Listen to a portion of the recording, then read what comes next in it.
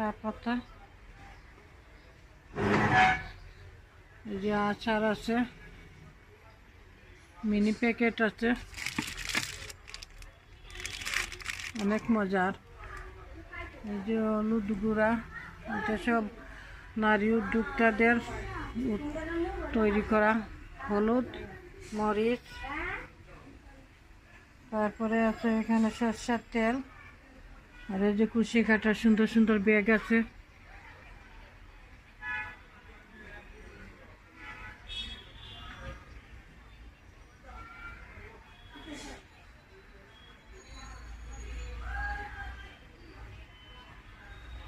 আপনারা আসুন, এই যে জুতা,